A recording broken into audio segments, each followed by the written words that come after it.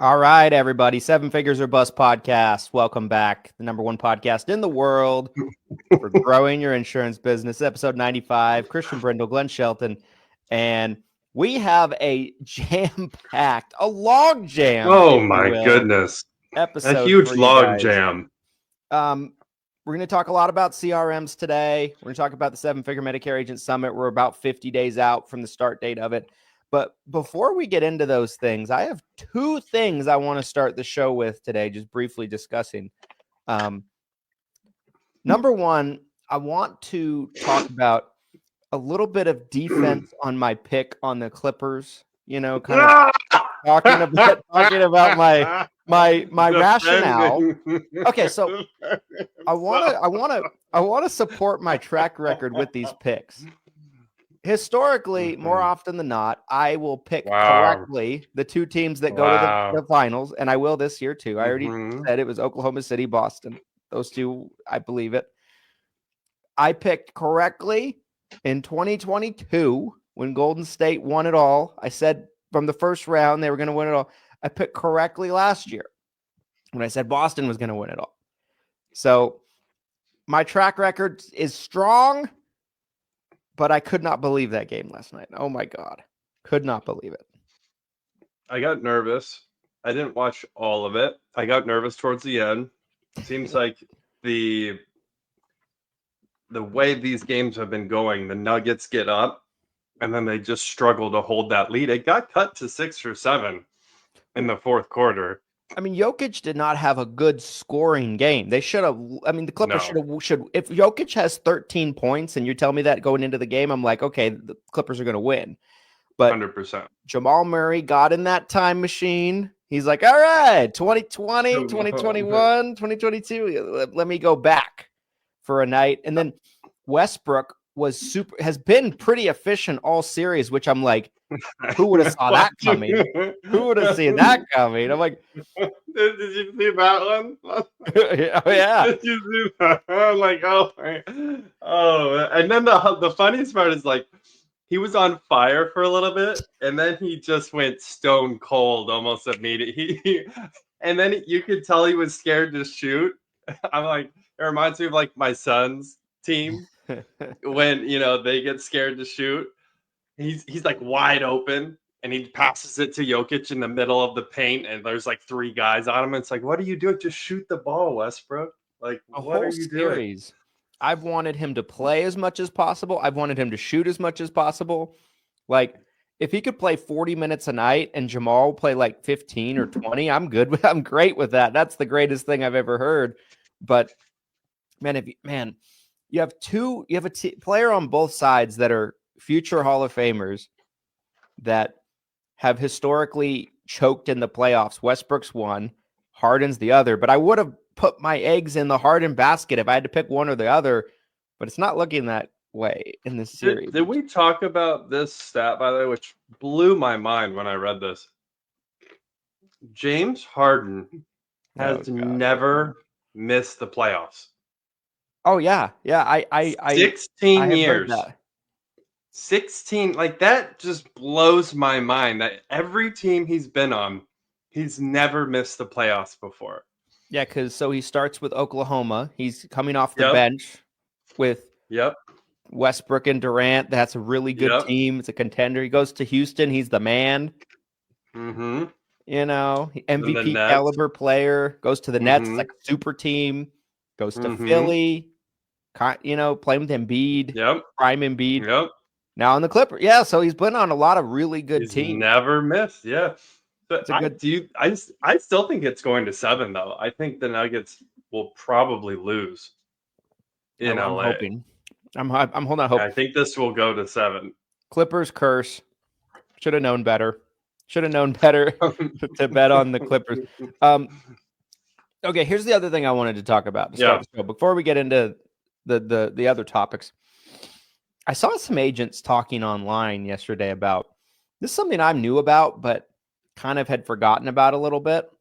The CMS suspension list online. I saw it super interesting. Agents talking about it, posting about it. Essentially, it's a list where by NPN, it doesn't list name, and it doesn't list offense, but it lists NPNs that you can search if you know the NPN that have been suspended by CMS directly, not a carrier, CMS, on their license. And so there's, people posting about Is it. this a historical list? Like if Yes. someone was suspended like 5 years ago, how far back are we going? It goes back to 2016. Oof. So I had forgotten about the Proceed. list. I haven't seen it for several years. I'm actually dropping it in the comment section of the live stream in the Facebook group if you guys want to see it. Oh wow. I found it interesting. Again, right? Unless you know somebody's NPN, you're not going to know who's on this list. You'll just see a bunch of NPNs. But I found it interesting because I decided to check how many suspensions have they done so far in 2025. If you had to guess without cheating, without looking, what would you guess Man, would my be that gut number? would think it'd be like 0, just because I don't feel like CMS regulates, but the way you're talking makes me feel like I'm wrong. That your final answer? I'm 0? reading here. Hang on, I'm reading. I'm gonna say 20. I'm gonna say 20 so far in 2025. It's pushing 700. What? No way. Yes. That's crazy. CMS directly has Mhm. suspended over 700 NPNs this Mhm. year. This year. Is that shocking to you, that number? It was shocking to me when I looked at it. I was looking at it last night before I went to bed, and yeah, I mean, That's that's a way crazy. bigger number than I would have thought. I wouldn't have thought 0 necessarily, but I wouldn't have thought 700.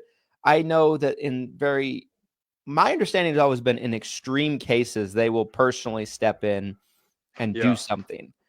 But Yeah. that's a big number. That was kind of frightening for me personally. Like, not that we do anything wrong that would justify that. Like, but you just hear these stories about like there's a misunderstanding, right? Especially in the last year. There's a misunderstanding. Maybe, it's an appearance of something, but it's not something. Sure. And then all of a sudden, boom, suspension. There's no like ability to tell your side of the story or provide documentation. It's just like, hey, buddy, there's the unemployment line. Get in it. That's kind of, How do you feel when a cop is driving behind you? Right? Like, even if you're I feel doing nothing wrong, you're driving the speed limit, you've got, your tags are up to date, you've got everything, right? I'm pretty much Doesn't your always doing stomach something wrong. So it's a little bit of maybe I'm not the best person to ask. I'm always speeding. I'm never Roll. stopping at the stop signs. I do the California stops. Yeah, you're rolling those I'm stop signs. flying between lanes without my I'm always probably doing something wrong when I'm driving. So Okay. even if I am doing nothing wrong, even if I'm just sitting at a stoplight, I have that anxiety feeling because I'm like, I must be doing something wrong. I'm always doing something wrong when it comes to driving. Yeah. Okay. Well, But no, even it's a when good I point. feel, It's a good point. yeah, same. It's that same feeling for me. Not that I'm a perfect driver, but the feeling. I mean, this morning on my way to the gym, I wasn't really paying attention. There was a cop on the side of the road, and I'm immediately thinking, "Uh oh, here we go." I'm like, was I driving a little too fast? Was I not perfectly in my lane? Like, all it takes is one little thing for them to, you know, be suspicious, reasonable cause. I pulled you over because of this. One of your taillights is out, right? I mean, whatever it is. And Mhm. so, that number, I mean, you're talking about a run rate of thousands, Right. thousands of NPNs, agencies being suspended directly by CMS. Historically, does it tell you the years, like historically over Mhm. the, like, It so how won't many total? it won't total them for you. That's the thing. You have to manually go do that. Hmm. So, I manually went through and spent a few minutes totaling 2025.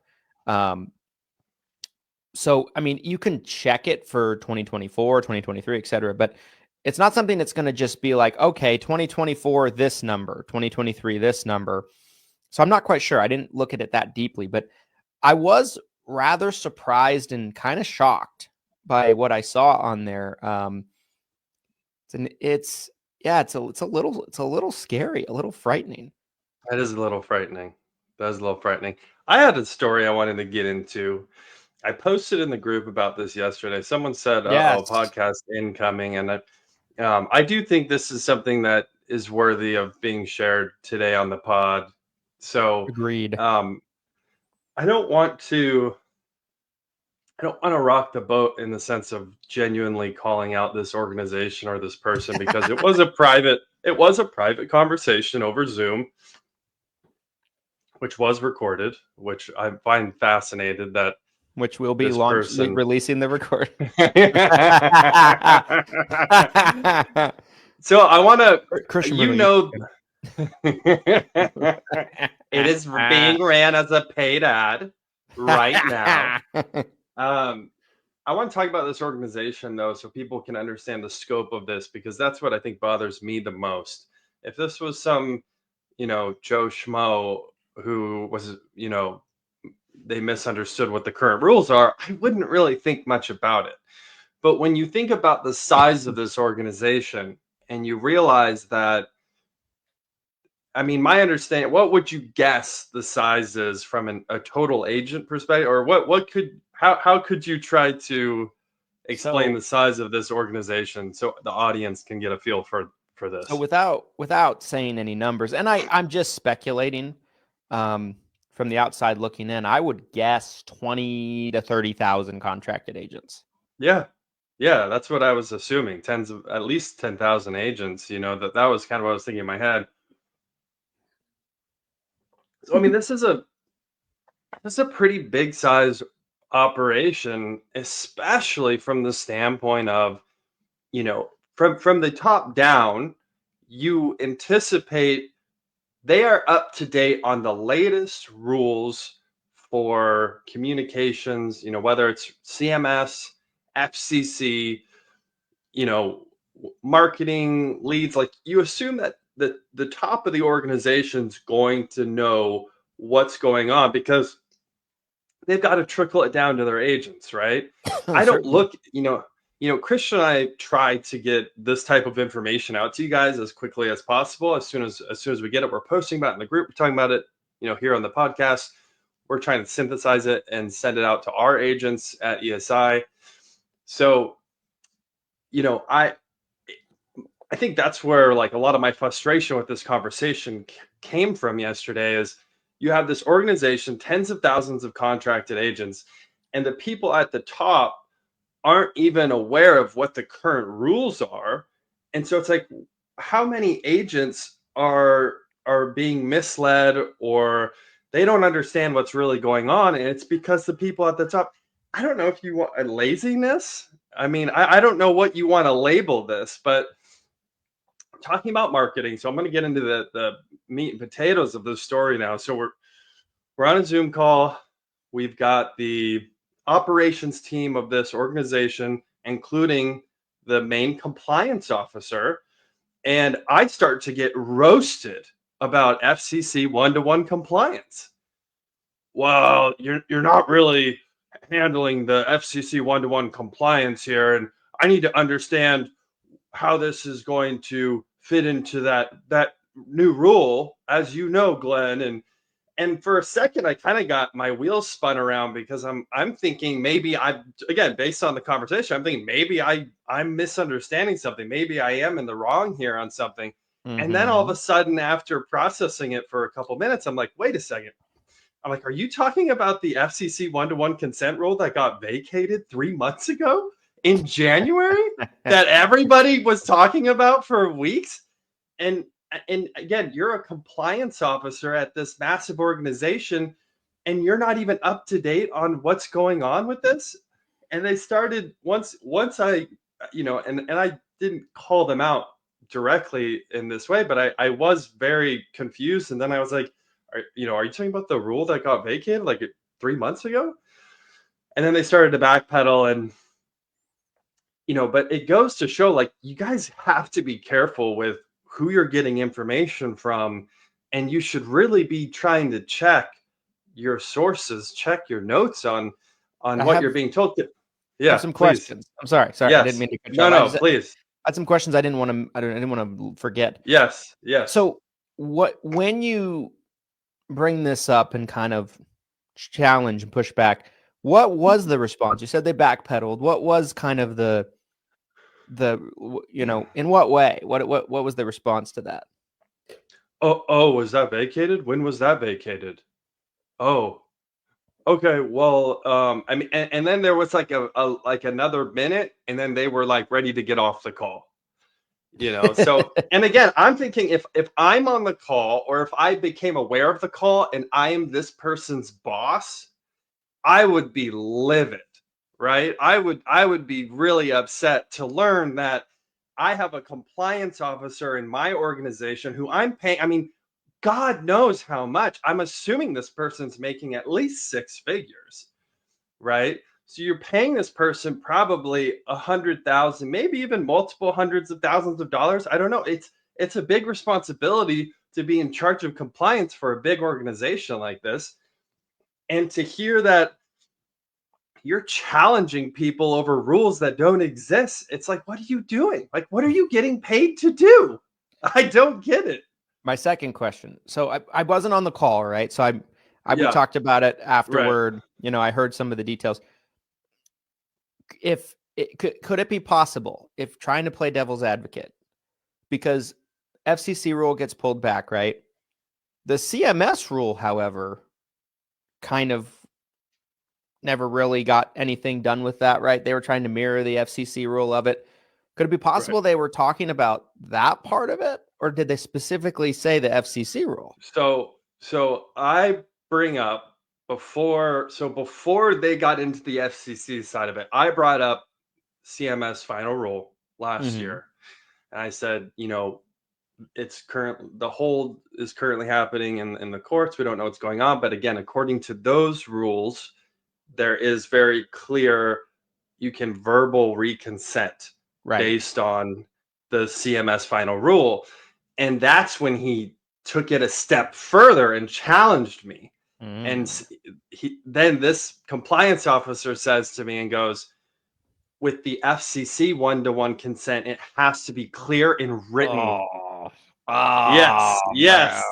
He took it an extra step. I was super clear. I was like, according to CMS final rule last year, we can verbally reconsent, because he's like, okay, so based on your system, you're capturing the opt-in here, you're getting the one-to-one consent. How are you passing it off to the agent without clear written consent? Because according to the FCC one-to-one consent rule that went into effect, it has to be clear and written. And you're telling me you're doing a verbal consent. And it felt like they were trying to get me in a gotcha moment, which again, the whole reason for the phone call was one agent was trying to get a partial co-op reimbursement. And so again, my feeling is like, are you trying to block this agent from getting like co-op? Like, is that what this whole thing is? Like, you want to gotcha, like, you're not being compliant, we're not going to reimburse this agent's marketing dollars, only to absolutely put their foot in their mouth. And I'm like, that rule doesn't even exist. I'm like, you're talking about something that doesn't even exist. It got thrown out 3 months ago. Like, so wild. one thing that I've said often, is when I talk about compliance, whether I'm making a post, whether it's on the podcast, whatever, I'm routinely saying I'm not a compliance officer, I'm not the compliance police, all these little sayings that I've thrown out over the years. But it sounds like you and I are more qualified to be a compliance officer than this compliance officer, which is terrifying. That's unbelievable to me. How did we get here? Thought. How did we get here? That was one of my first thoughts too. Is I'm like, how am I more qualified to do this than someone who your entire job, like, this is what you're supposed to be doing, like, crazy. Your full-time focus is destined to be reading up, studying, understanding rules, and then communicating the rules anytime it's brought up or there's a review needed or anything like that. That's your entire job. and you don't even know the rules, and that's your entire job. That Yeah. is wild. And then, and again, part of my concern with all this, and part of my frustration is, how many agents were told by this organization over the past 3 months that this rule was in effect.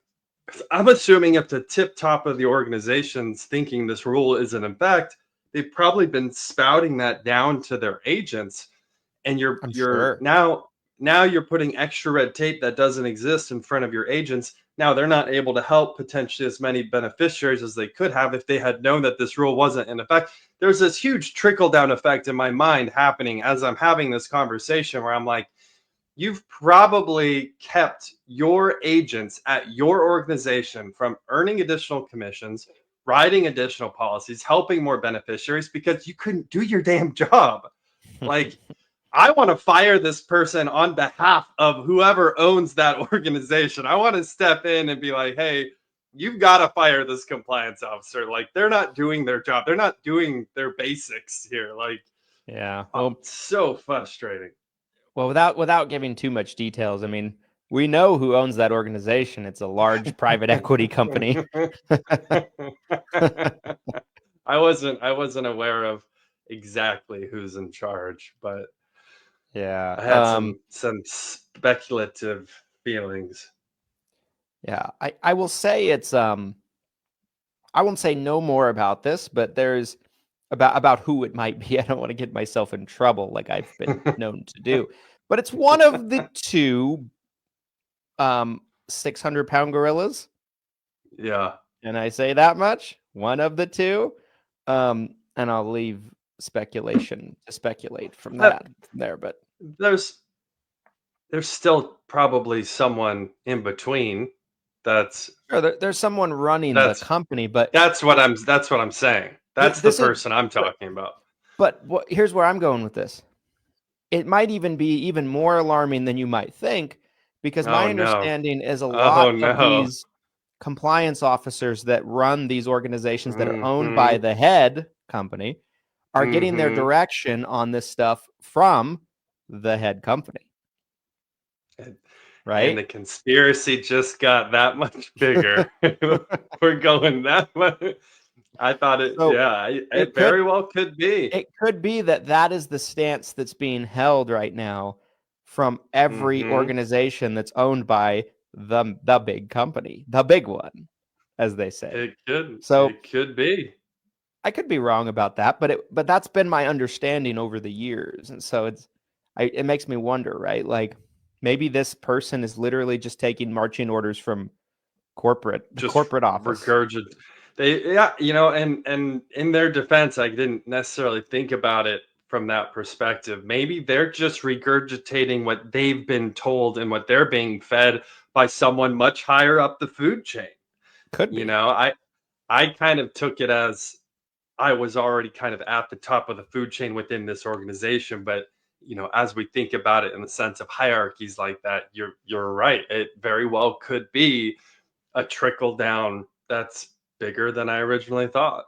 Which is even scarier than the original perception of it, if you think about it. Yes, it is. It is much scarier. Much, much scarier. Yeah, wild. Sure. Wild situation with that. Yes. I want to shift gears before we get in the main topic, and that is CRMs.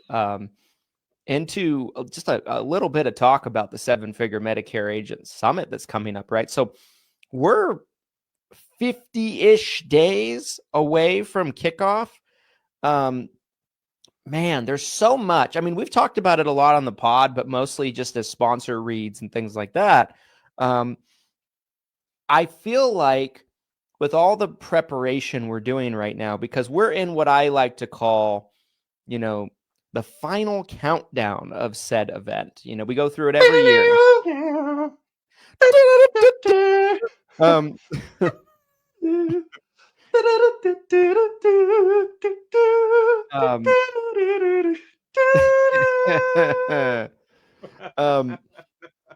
We're leaving together. Oh, sorry. All right, I could do the whole song. I could do. That's the.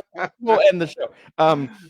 No, but we're we're closing in, right? We're doing a lot of prep work for it right now, a lot of last minute preparations. And, I say this pretty much every year, but I mean it every year. And I mean it this year as much as any.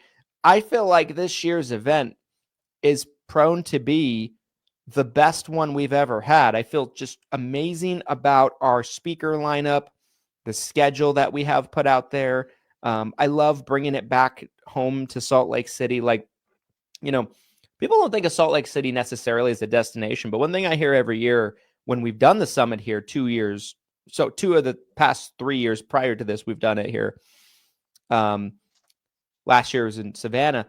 I always get the feedback that people are like, I've never been to Salt Lake City and it was beautiful. Like, there's not a lot of cities like Salt Lake City. Like you walk down the street and it's like you're in a postcard, the mountains are right there, everything like that. Like, Salt Lake City has its good parts and bad parts, but overall it's a pretty safe city compared to some. Absolutely. Absolutely. You got Park City 30 minutes away, one of the coolest places you can go to, period. And June is just a great time of year to be here. The weather's perfect. It's probably most days in the 80s. There's no humidity here, dry. So it's a really, really good time of year and great location. And I'm excited about it. I'm excited. I'm starting to get the summit fever, as they say. And when I say they, I mean me. Got a fever of 103. Classic rocks here. Throwback songs today. On the show today. The summit is getting me hot-blooded, as they say. As I say. You're absolutely right, though. When I think about not last year, but the year before, 2023, the summit in Utah, I remember seeing a lot of posts from agents who did go, and a lot of them who maybe extended their trip. Maybe they came in a day or two early, or maybe they left a day or two late after the event, and they spent some time kind of exploring Utah or some of the surrounding areas. And there was a lot of, wow, I didn't realize how beautiful. And it is. It's a very beautiful part of the country, especially if you're coming from the south during midsummer like that, where it is going to be scorching in late June. I went to Florida early July. I want to say that was 2023 or 2022. And it was so hot, I thought I was going to die. It was so humid, so hot. So, get a chance to get out of some boiling hot weather. You get to come interact with hundreds of like-minded Medicare agents who are trying to level up their business. They're trying to, figure out solutions to common problems that many of us all experience. Incredible vendors, speakers from stage. It is an event that you really do not want to miss. We might not be the biggest event in the industry, but we genuinely do believe this is one of the best events that you can go to every single year. That's why we put so much time, energy, and money into doing this. One thing I was thinking you could do here, and maybe not spend too much more time on this, but maybe you could run through the schedule. Yeah. And kind of give people a breakdown, maybe even share your screen if you wanted to really get wild here. Get crazy. Crazy. Yeah, I think while I'm pulling that up, you said it's not, you accurately said, it's not the biggest event. True, there's other events that are bigger, have thousands of agents at. But in terms of size, I do feel comfortable in saying it's in the top 5 of size at this point. Oh, so for sure. It's not like there's tons of events that are significantly bigger than the summit. It's still a very, very good, large size. Can you see my screen? I can. Okay, so it's very zoomed in, but maybe that's a good thing. Yeah, I think this is just how the site looks. I don't think it's anything I'm doing. So maybe we need to look at that. Hey, for those who have bad eyes. Maybe this is exactly what they need. Yeah, So maybe so, maybe so. Okay, so um, June 22nd, which is a Sunday, we call that Arrival Day in the history of the event. So we played around with doing some breakout sessions, figuring out what we could do that day. What we ultimately ended up deciding is we're going to be doing a live session in the hotel from 1 to 3 p.m. Of this show, this exact show, the Seven Figures or Bust podcast. woo! And so, yeah, I mean, that's always great when we get to do live versions of the show. And, if you're at the event in person, you'll be able to sit and watch in person. Maybe we'll even take questions from the crowd if there's a big enough crowd that comes out to watch. So, yeah, I mean, 2 hours is a lot of time. We'll have a lot of stuff to talk about. So, yeah, I'm excited about that. Then from 3 to 5 in the hotel as well. We'll have registration where you can check in, get your badges, and get your swag bags, which feel really good about the swag bags this year. We're spending more this year on swag than we ever have. Yeah, baby. And then from 7 to 10, also in the hotel. So we have created an environment this year where no activities are leaving the hotel, which in years past, the parties have usually been off-site. So this is cool because it's in the hotel. So welcome party will be in a restaurant that's inside of the hotel, 7 to 10. And we got that place completely booked off for us and for you guys. We'll have a cash bar where people can pay for their own drinks, and we'll have appetizers and things like that, food-wise, available for everyone.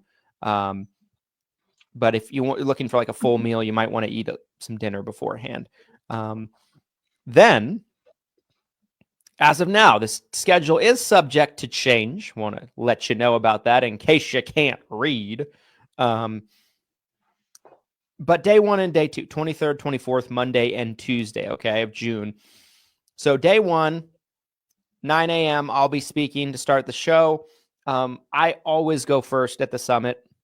I won't do it if I'm never not allowed to. I like going first. I like kicking off the event. Then we will have. I'll ban you next year. I'll be like, you can't go first next You're year. not allowed. No. After me, we'll have the great Craig Ritter, industry legend, Yes. founder of Ritter Insurance Marketing. Super excited to have him. He's one of our keynote speakers for this year's event. We'll have a break. Then we'll be hearing from our friends at Humana. Super excited to hear them talk. One of our Emerald sponsors. And then we'll be hearing from Chase Gruning after that. Then we'll have lunch. Then Glenn will be taking the stage after lunch at 1:15. After that, we'll be hearing from David Cheatham, who runs a really awesome agency. Super excited to hear Dave talk. Then another 15-minute break. Then we'll be hearing from Shauna Thornson, who is, close friend of ours, but, Facebook ads expert, digital marketing expert, always has a great, has a lot of great tips to share. Then to close out the day, final, panel,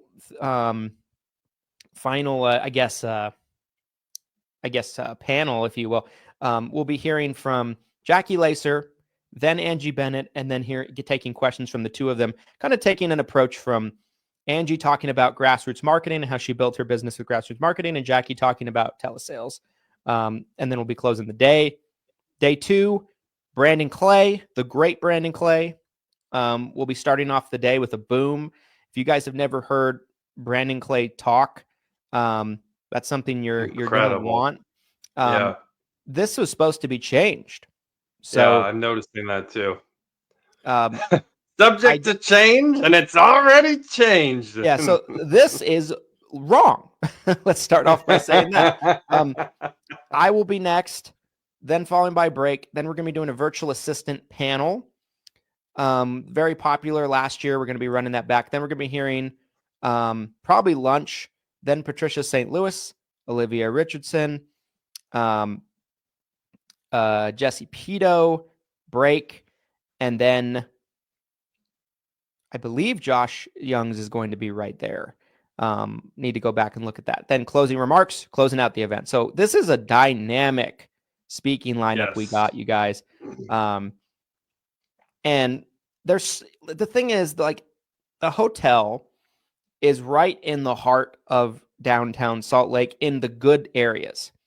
So, like, there's not a lot of crime. There's not a lot of homeless people outside. Like, there's a lot of good restaurants around. So after the events days are over, like, there's going to be all kinds of options on places you can go, night spots you can hit up, restaurants you can go to for dinner. It's a really, really good part of town.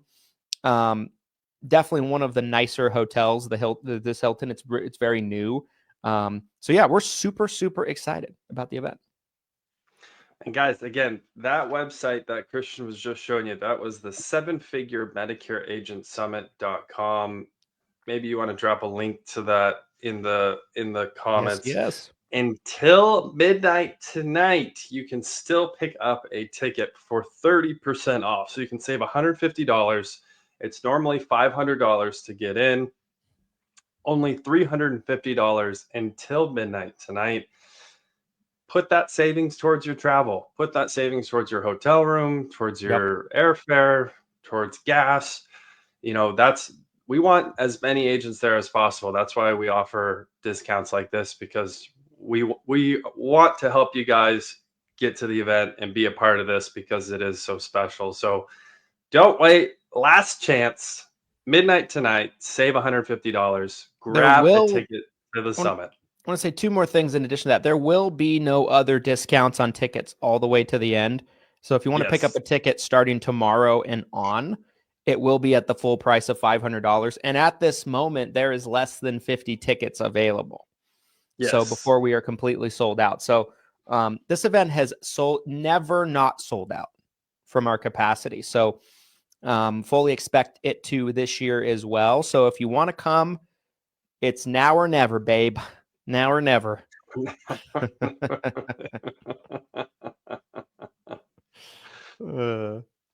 All right, let's get into the main topic here. We'll probably have to have a part 2, just because we're already deep on time here between our initial topics, our start of conversation on the pod. How do you eat a silverback gorilla? With 100 humans. 100 humans, you send 100, which, by the way, I was shocked how many gorilla pics were on the stream yesterday.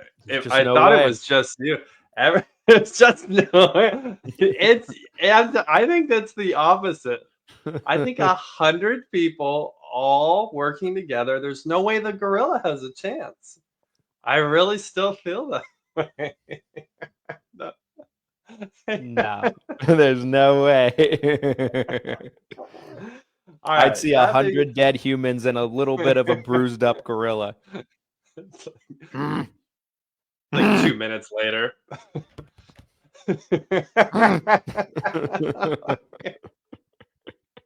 Oh my God. Oh. All right. But that being said, where do you start with a gorilla? Well, you start with describing the gorilla. So what is the CRM? I mean, what comes to mind first for you when you hear CRM, or you're thinking about a CRM system? So I feel like we've talked a little bit about CRMs on the show the last couple of months, once or twice here and there. Client relationship management system, CRM. It's designed today in 2025. I feel like it used to be mainly just a database, and if it did anything additional to that, it was like, whoa, look, what's this? Like, it was like revolutionary of sorts. Now I feel like it's supposed to be and designed to be kind of like an all-in-one organizer and marketing tool and communication tool for your business in general.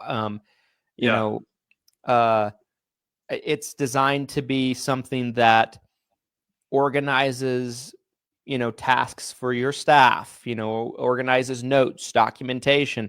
It's designed to be almost like a good CRM will be as much of a one-stop solution for everything documentation-wise, everything marketing-wise that your business possibly needs, with very few exceptions. I don't think there's any CRM necessarily that can solve every single problem in your business in one, but back in the day, it would solve very limited problems. Nowadays, I feel like a good CRM probably should solve or condense into like 80 to 90% of your business needs. And maybe you need a one-off tool here or there with it. And if it's good, if you're lucky, you can integrate those one-off tools into your CRM and they kind of work together in a sense.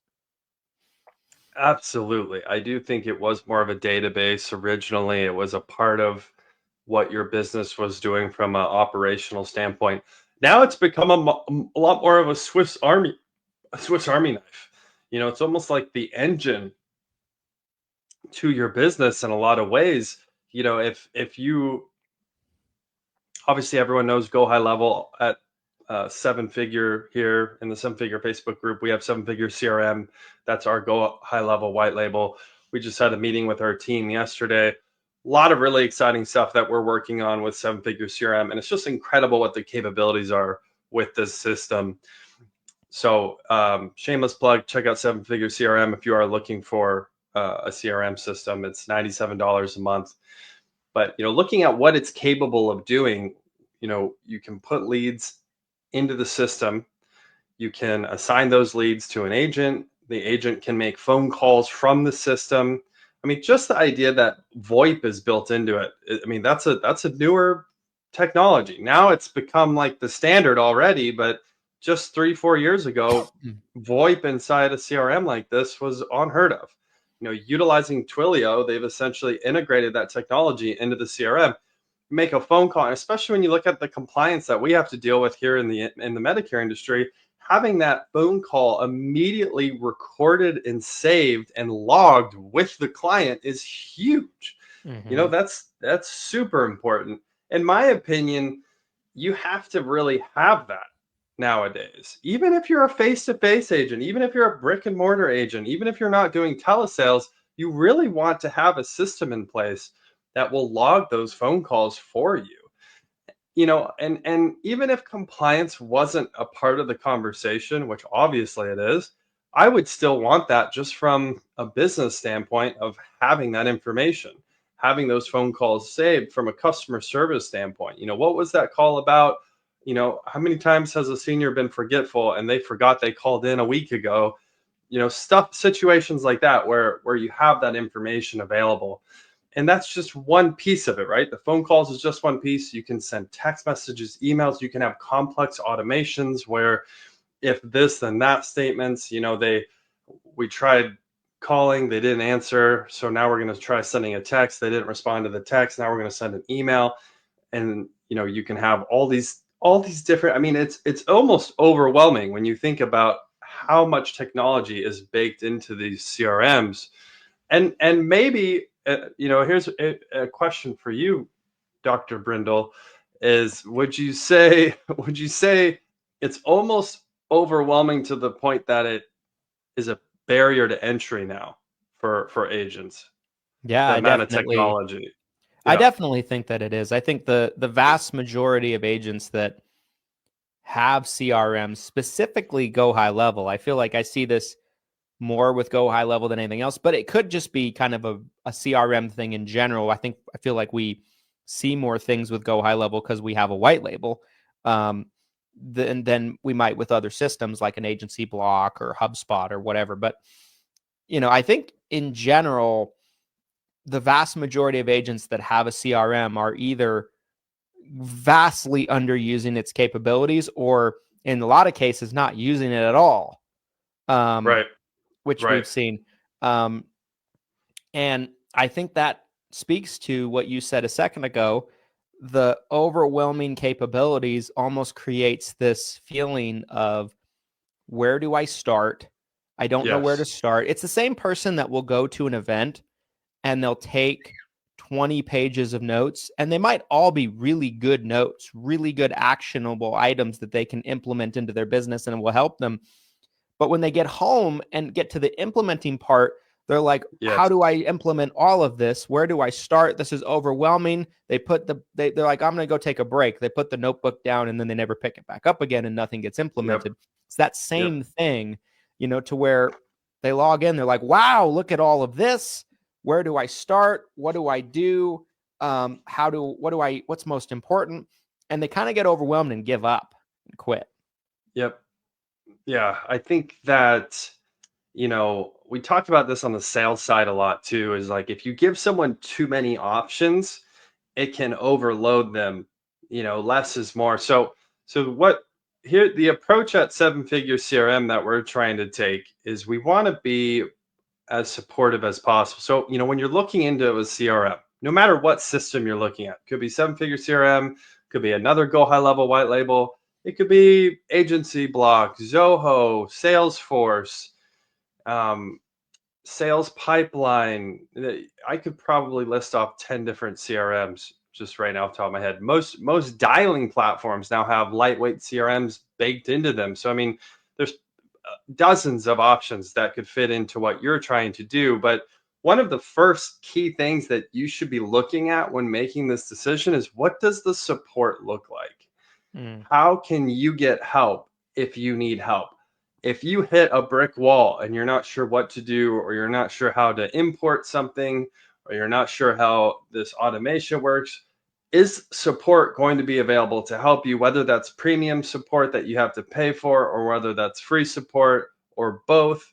That's something that I think is super important for all agents to look at, regardless of the system and regardless of really what your end goal is.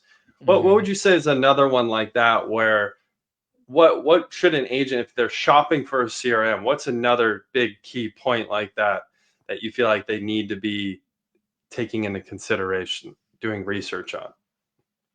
Well, as I go into a commercial for 7-Figure CRM, no, but in all seriousness, I think I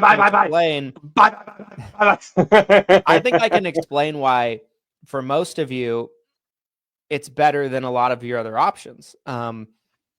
Because I think it checks the boxes of the question you just asked. So number one, I think that people forget about, especially if you're trying to scale and grow a team, how many CRMs charge you per user? Most of them.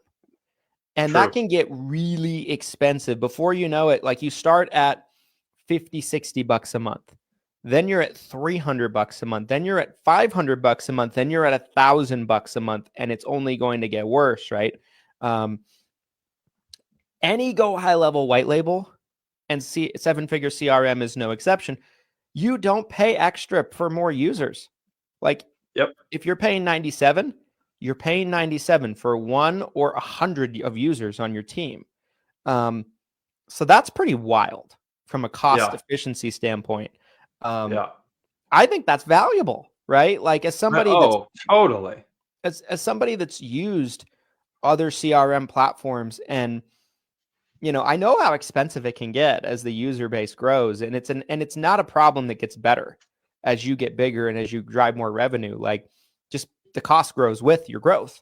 Great model for the CRM company, though, right? Tremendous. it's like a parasite. Yes, just leeches that. Tapeworm CRM. Now available for you. Cash flow tapeworms. Have you ever had one? That'd be a great ad. Oh my God. We should write that down somewhere. Write that. Yeah. That's a great CRM ad for real. Okay. But ever felt like your CRM is like a tapeworm? Just keeps growing. We have tapeworms.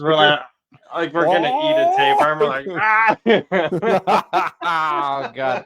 Okay, sorry. I don't want to gross out the audience. All right, but anyway. Oh my gosh. I think that's a big part of it. I also think today, if you don't have a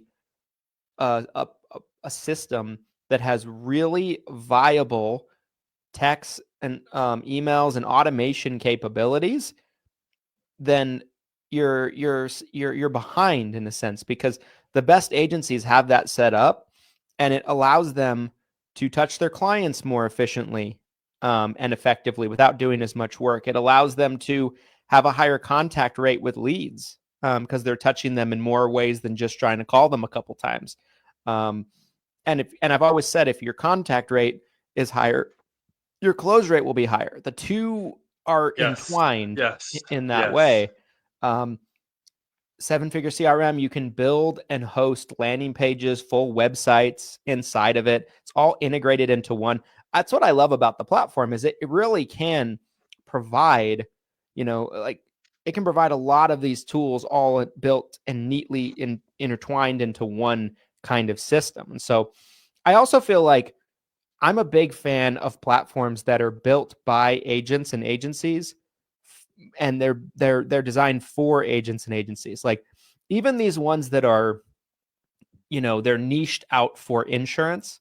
I won't say any names, but like a lot of, they're not agents. They've never been agents. They don't have licenses. So there's only so much they can build out that's going to be relevant for you. Whereas an agency that's using it every day in their own systems and processes, that's probably going to be a more relatable and useful build out for you. Yes. So I love that too. Yeah. I think, I keep in my head coming back to this idea of leverage, right? And when you're talking about how there's other agencies, other IMOs, other FMOs who are going to be utilizing this technology, if you aren't a part of the agent group who is leveraging this type of technology, you're going to get left behind. Mm-hmm. If when you see agents who complain about something like contact rate, where they're like, oh, I got 50 leads, but I'm only able to talk to 20 of them, I can't get anyone on the phone. Yes. Yeah. Well, what happens if you put together a system that has, 50 touch points to nurture that lead, and it's 100% automated, all trying to schedule an appointment without you having to lift a finger or even delegate that to an appointment setter? And that's exactly what we've built at Seven Figure CRM. We're in the process of integrating hundreds of touch points where you don't have to think. You literally just get the leads into the system. Maybe you try calling the leads once yourself, and then you let the system do all the heavy lifting from there on trying to schedule the appointment on your behalf.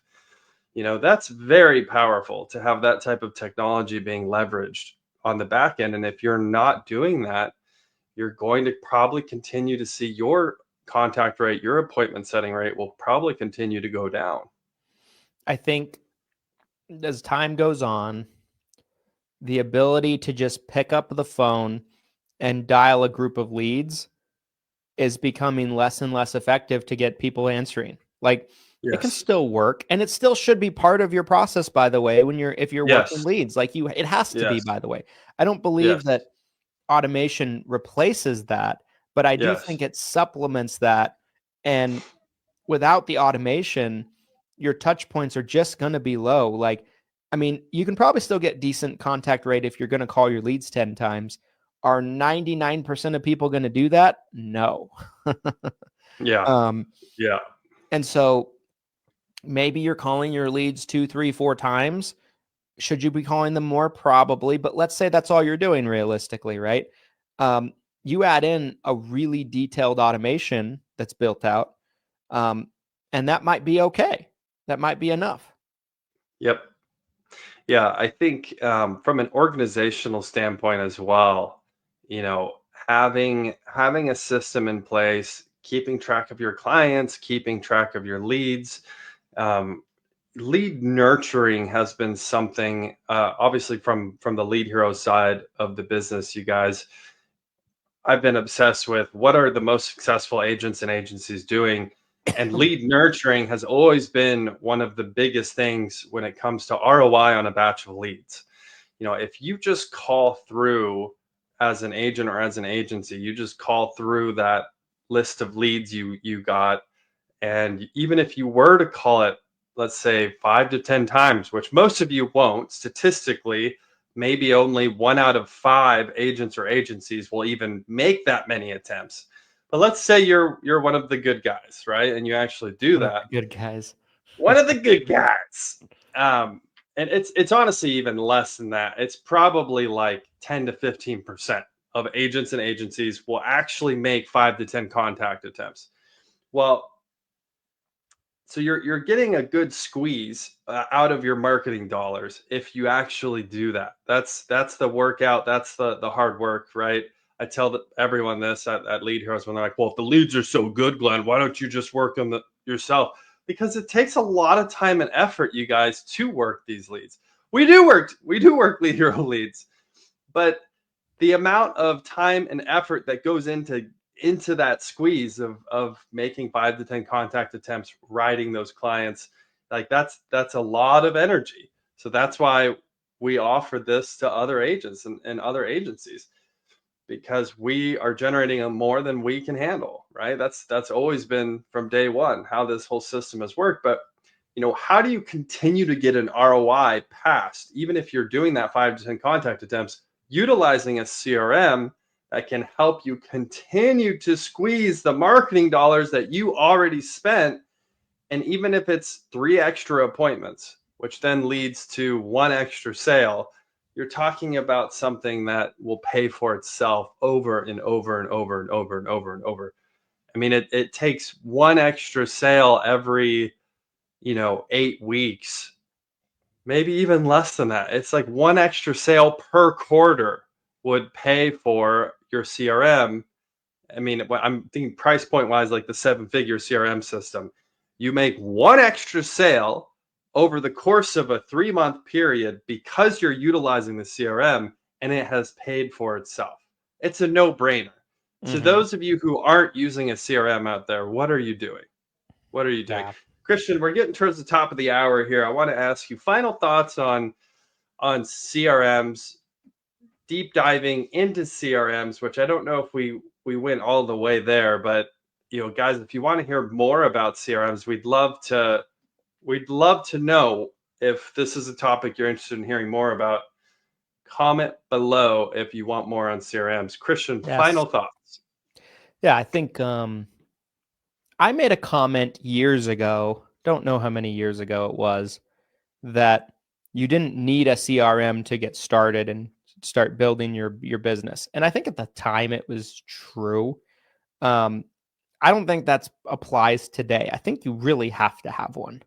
I think it's such an uphill battle not to have one. And the only reason I said that at that point in time was because there were so many agents, and there's still a lot of you out there that do this. It does drive me bonkers that you will take huge amounts of time, 6 months, looking at CRMs, analyzing all the features of CRMs, trying to pick the best one, and you don't have one for 6 months to a year.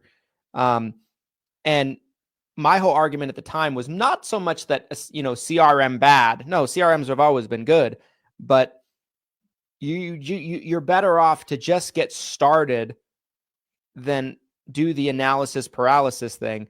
I will adjust that thought to say the best CRM is the one you're going to use. Yes. So Yep. I would rather pick one randomly out of a hat than spend 6 months analyzing and agonizing over which one to choose. So, again, people think it's a nightmare to change your CRM. Sometimes it can be, but it's not always, right? Like, it just kind of, if you find a better one down the road, you can always make shifts and change. We have several times over the years. Yep. So yeah, I mean, that would be my final thoughts, is just make sure that you have one. 7-figure CRM, shameless plug, great option. If you are trying to pick one out of a hat, just put all of the things in the hat, 7-figure CRM, and all your options. Pick it out. 2-week free trial. You don't even have to pay to start using it. Yeah, 14 days. Try it out. Check it out. But yeah, I think the best CRM is the one you're going to use. I do think there's still a big problem of people spending ungodly amounts of time thinking about this and trying to get exactly right. And again, every CRM is going to have its good and bad, pros and cons. You're never going to find the perfect system. If you're new and you're just starting out, just pick one and start building. Just sounds like you're talking. That's how I talk to my kids. It's like, just pick what you're gonna eat. Let's move on with our lives. Yeah, my final thoughts, you guys. I really think Christian hit it on the nose there, where you can argue like what the actual best system is. It's like, this is the better than this, or this one fits into what you're doing more than you're selling over the phone, you're selling face to face. The bottom line is the system that you're actually going to utilize as an agent or as an agency owner is going to be the winning system. And I think just from an organization standpoint of staying organized, even if you're an independent producer, I think having the lead information and the client information, your notes, your phone calls, even if you're not taking advantage of some of the technology that can really help you, even if you are just using it to stay organized like a database, like some of the older CRMs, that is still super helpful for you to continue to grow your business and to stay on top of your clients. So I think having a CRM is a must. Using it, though, is even more important. And here's, again, kind of my last thought here is, if you know you need one and you know you're not going to use it, hire someone, get a virtual assistant. Hire Heroes can come in and literally manage your CRM for you. Because again, if you understand, you need one and it needs to be used, but you're not going to be the one to do it, get someone in there that can actually help you manage your CRM, because it's that important. So Those are my final thoughts, you guys. Again, comment on the stream if you want to hear more about CRM systems. We can definitely get into more, I think, on this topic. And by commenting, it also automatically enters you into Freebie Friday. Every single Friday, right here in the 7-Figure Medicare Agent Facebook group, we're giving away free stuff, free services. This week, it's free turning 65 leads from Lead Heroes. So by commenting on one of the 4 live streams we're doing this week, you can enter into the raffle up to 4 times, and we will announce the winners this Friday. I love it. Great episode 95. We jam-packed many things into this episode.